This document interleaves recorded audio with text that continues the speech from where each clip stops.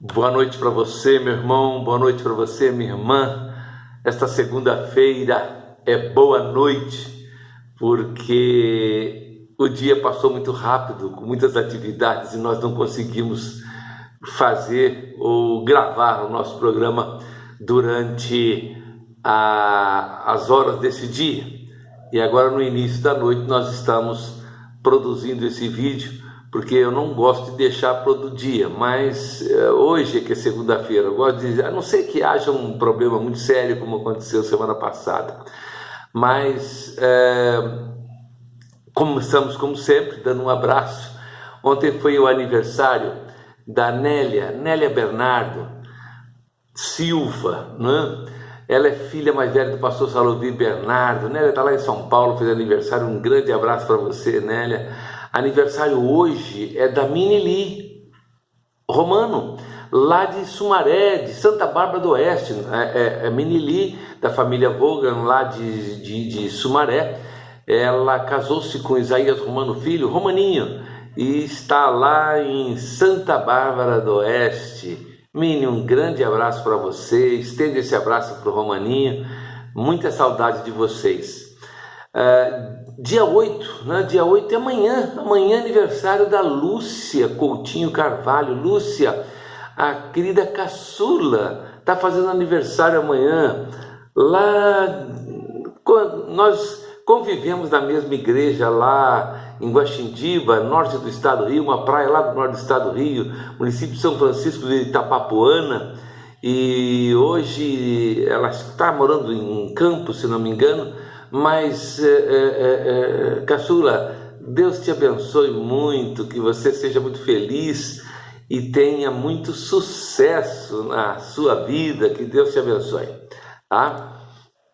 Eu gostaria de também ouvir uma música hoje, da Igreja Batista Água Branca, na celebração deles. A música chama Isso é a Graça.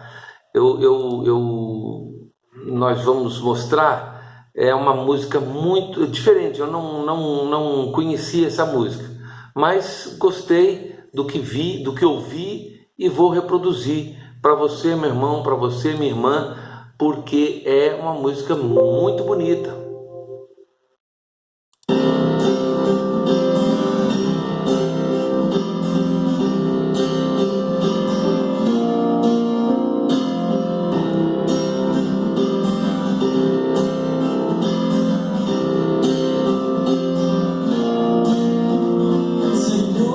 Estou grato pelo que fizeste a mim.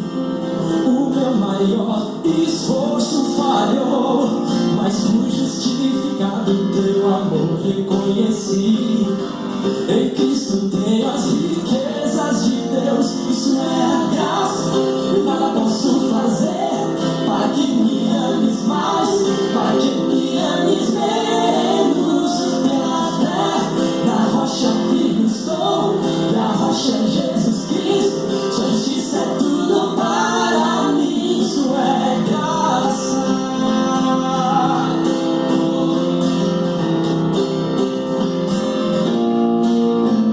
Chamado, escolhido, quando estava longe, trouxeste-me para a tua família. Fui perdoado, meus pecados foram lavados. Seu grande amor é vida para mim, isso é a graça. Nada posso fazer para que me ames mais, para que me ames menos. Pela fé, na rocha firme estou, e a rocha é Jesus Cristo, sua justiça é tudo para mim. Jesus ama o pecador, o que hoje sou e aquilo que amanhã serei. Tornou-me um vencedor, não importa o que o passado diga. Alto preço pra que eu fosse resgatado, foi pago por Jesus lá no Calvário.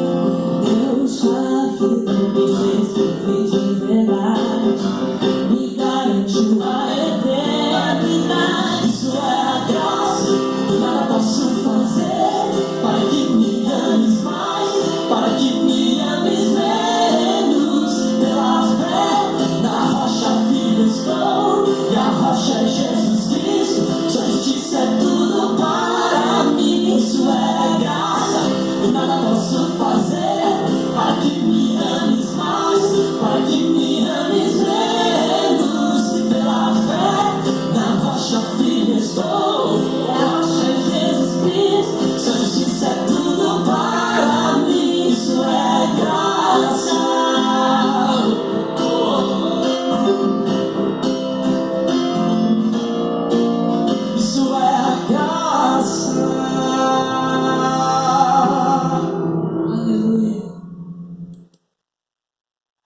Amém. Queridos, eu teve em algumas circunstâncias a gente é colocado contra a parede, e recentemente numa conversa com uma pessoa falando a respeito desses assuntos mais modernos de aborto, como é que é? Essas coisas modernas de escolher o sexo, né? Enfim, conversando sobre isso, a pessoa inclusive evangélica, a pessoa com uma um certo grau de conhecimento, mas totalmente fora, pelo menos dentro daquilo que nós entendemos como realidade bíblica. E eu queria me basear no texto que Paulo escreve aos Efésios 6:12 para uma reflexão breve. Se não for muito breve é porque eu estou meio chateado, né? E como eu acho esse texto muito interessante, que Paulo escreveu à igreja em Éfeso, eu vou partir desse ponto.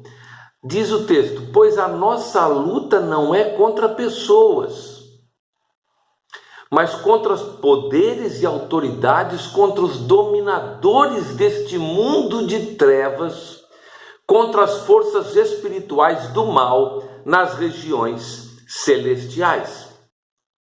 Esse texto de Paulo me leva a refletir que nós vivemos numa época muito sombria no que se refere ao aspecto moral da humanidade. Há uma guerra, sim, uma guerra declarada contra a moral cristã ocidental que está sendo travada sobre os nossos olhos, na tentativa de entorpecer as nossas mentes pelas propagandas ideológicas, engenharias culturais que muitos tentam emplacar a todo custo na cultura do Ocidente.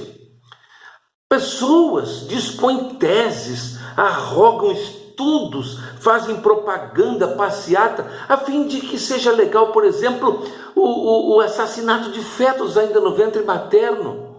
E esperam que este ato seja visto como uma atitude de benevolência, um caso de saúde pública ou até misericórdia humanista.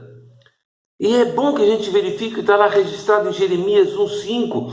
Jeremias diz, esse texto diz assim: antes de formá-lo no ventre, eu o escolhi. Antes de você nascer, eu o separei. É o próprio Deus falando isso para Jeremias. E há outras sandices dignas de nota, como por exemplo, quando uma conhecida ativista disse em recente entrevista na televisão ser a favor do assalto, como resposta à imersão no capitalismo em que todos nós estamos inseridos, afirmando que há uma lógica no assalto, ou seja, há algo que o justifica e o dá razão de ser. Isso é ilógico, é irracional. Não é preciso ter doutorado para perceber, por exemplo, a beleza de um pôr do sol, e nem um catedrático para se enojar com atos vis e perceber, por exemplo, que essa ativista é uma mera estagiária da insanidade. O ser humano, ele perdeu o parâmetro da existência de algo que o sobreponha e que lhe dê limites no qual ele deve construir as suas atitudes, as suas escolhas. Lá em João 3:31, o próprio Cristo fala: aquele que vem do alto está acima de todos. Aquele que é da terra pertence à terra e fala como quem é da terra. Aquele que vem do céu está acima de todos. Para muitos, a única máxima válida é aquela: é proibido proibir. E sem dar conta de quantas atrocidades poderiam ser justificadas a partir desse lema. São inversões morais que assolam a modernidade. E o apóstolo Paulo bem resumiu isso ao seu discípulo Timóteo, na sua segunda carta, capítulo 3, os versículos de 1 a 5, ele diz assim: saiba disto, nos últimos dias sobrevirão tempos terríveis. Os homens, os seres humanos, serão egoístas, avarentos, presunçosos, arrogantes, blasfemos, desobedientes aos pais, ingratos, ímpios, sem amor pela família, irreconciliáveis, caluniadores, sem domínio próprio, cruéis, inimigos do bem, traidores, precipitados, soberbos, mais amantes dos prazeres do que amigos de Deus, tendo até aparência de piedade, mas negando o seu poder. Afaste-se também destes. E se alguns comprometidos com a coerência e a prática das retas virtudes se contrapõem a condenar o erro e mostrar onde estão os inimigos da sociedade livres, são taxados de práticas, de atos de intolerância. É necessário ainda perceber que há uma realidade que nos precede, nos transpassa e continua depois da nossa morte.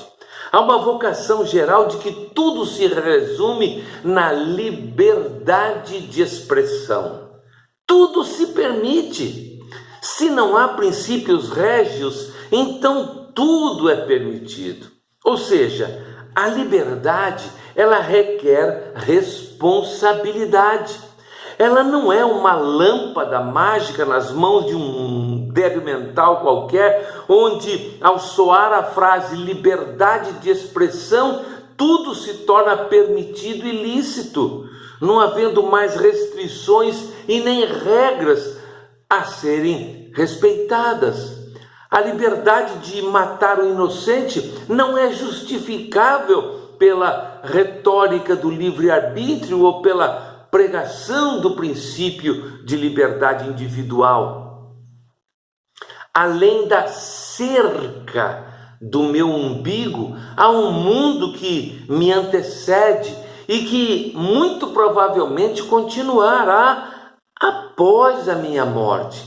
E assim como antes de eu nascer, alguma coisa já era considerada imoral, como estuprar e abortar, assim será depois de mim. O salmista declara no Salmo 92, dizendo assim: antes de nascerem os montes e de criares a terra e o mundo, de eternidade a eternidade, tu és Deus. Então, eu gostaria de caminhar para a conclusão dizendo assim: ao certo e ao errado. E não é porque nossas mentes tornaram-se turvas após décadas de pregações relativistas que certas coisas tornaram-se eletivas. A democracia é um princípio político primordial. Entretanto, não se decide o sexo de uma criança numa urna eletrônica ou num momento de êxtase pseudo-filosófico. A liberdade não é desculpa para a transgressão da lógica e nem para o culto ao erro.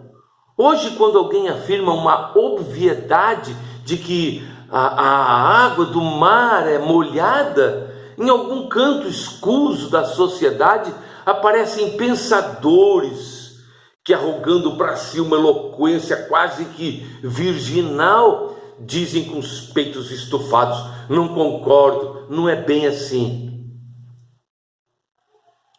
Triste é constatar que a sociedade brasileira passou anos e muitos anos alimentada num desconstrucionismo da moral ocidental fundado nos ecos do que chamamos de ideologia da razão.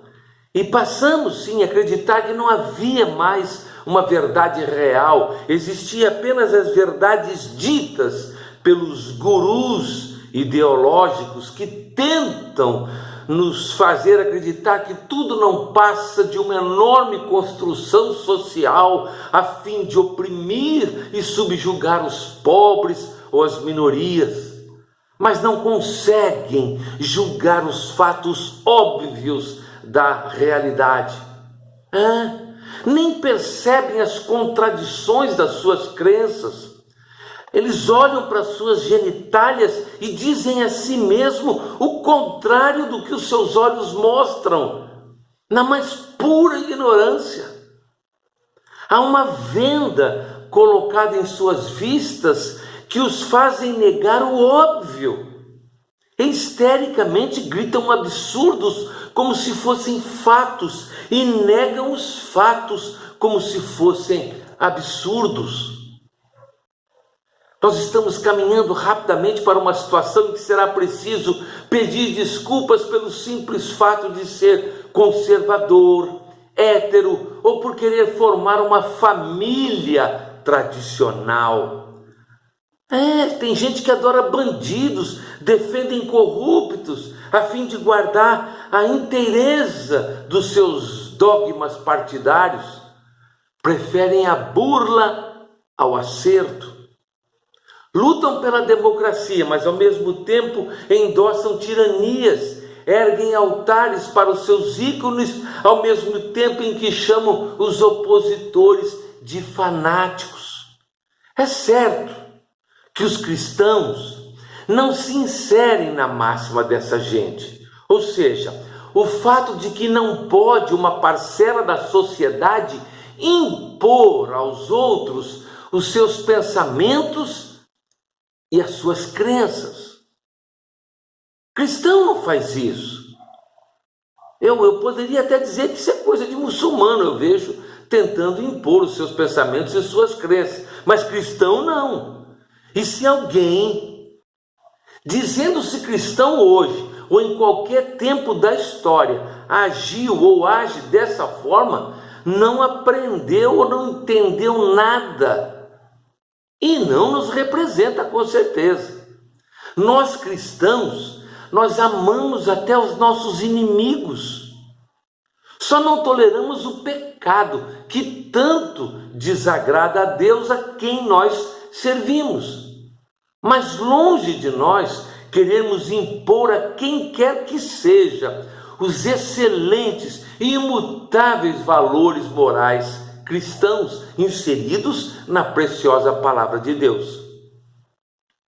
O restante, que passa disso, é puro relativismo moral. Que Deus nos ajude a caminhar nesse mundo perdido. Perdão. Vamos terminar esse momento, vamos orar, vamos elevar os nossos pensamentos até o trono da graça de Deus. Pai de amor, de infinita bondade, nós santificamos, glorificamos o Teu nome nessa hora, pela Sua majestade, pela glória que Te cerca, Senhor, pela eternidade com quem Tu tens tratado a todos nós desde a criação do universo. Ó Deus, nós queremos Te rogar que Tu estejas abençoando a todo aquele que se chama Teu povo, aquele que Te chama pelo Teu nome, aquele que se mantém, ó Deus, em contato contigo permanente, pela oração, pela meditação na Tua palavra. Ó Deus, nós estamos com certeza andando na contramão do mundo. O mundo não aceita aquilo, ó Deus, que é a moral, que são os bons costumes, aquilo que é a família tradicional. Aquilo que está inserido na Tua palavra passa a ser alguma coisa errada para muita gente. E nós queremos nos colocar diante de Ti, ó Deus, para que Tu nos dê sempre a orientação necessária para agirmos no meio de todo esse turbilhão de enganos e erros. Ó Deus amado, nós vivemos em aflição exatamente porque qualquer palavra que possamos dizer, as pessoas vão achar que estão mal colocadas, vão se enfurecer, porque nós defendemos uma verdade bíblica. Oh Deus amado, ajuda-nos, ó Pai, a que possamos romper a nossa caminhada nesse mundo em paz, em tranquilidade, e em tudo, ó Deus, nós possamos ser testemunhas verdadeiras daquilo que Tu tens feito em nossas vidas. Talvez nem precisemos fazer um sermão, um discurso, uma crônica. As nossas próprias atitudes, nossos próprios atos falam muito mais alto do que as nossas palavras. Ajuda-nos, ó Pai, a testemunharmos de Ti. Ó Deus, nós Te pedimos que neste mundo, não somente a esses desenganos ideológicos, mas também, ó Pai, as moléstias deste mundo que assolam a todos os países. Nós Te rogamos, ó Deus, que Tu possas, no tempo mais breve possível, ó Deus, orientar as nossas autoridades sanitárias, os nossos médicos, cientistas, para que haja vacinas eficientes para a erradicação do coronavírus e outras mazelas mais deste mundo, e nós possamos voltar à normalidade das nossas vidas. Ó Deus, faça com que a Tua igreja possa em todos os momentos caminhar, ó Deus, com inteligência, com sabedoria neste mundo. Ó Deus, principalmente aquelas igrejas que estão ainda para retornar aos seus cultos presenciais, outras retornando aos poucos, mas que em tudo nós saibamos nos colocar diante de toda essa problemática do Covid, ó Deus, para que em tudo nós possamos não apenas proteger a saúde de todos os nossos queridos irmãos, mas que possamos ao mesmo tempo também proclamar o Teu Evangelho. Ó Deus, acampa os Seus anjos ao nosso redor, desvia de nós as setas inflamadas lançadas pelo maligno, assim como desarma, ó Deus, as armadilhas satânicas que são colocadas contra nós. Ó Deus, vai perdoando os nossos pecados, que são muitos, ó Deus. Vai ouvindo a nossa oração e na medida exata da Tua perfeição, entra com solução, ó Deus, para os problemas que nos afligem. Ó Pai amado, dá-nos sempre alegrias, dá-nos sempre vitórias, e ainda que tenhamos derrotas, ó Deus, entre sempre com consolo nos nossos corações. Ó Deus, nós oramos e o fazemos sempre em o nome de Jesus, o Teu Filho amado. Amém e amém. Que você tenha uma boa semana. Hoje passamos uns 4 minutos, mas eu prometo descontar isso na próxima quinta-feira. Um grande abraço a todos.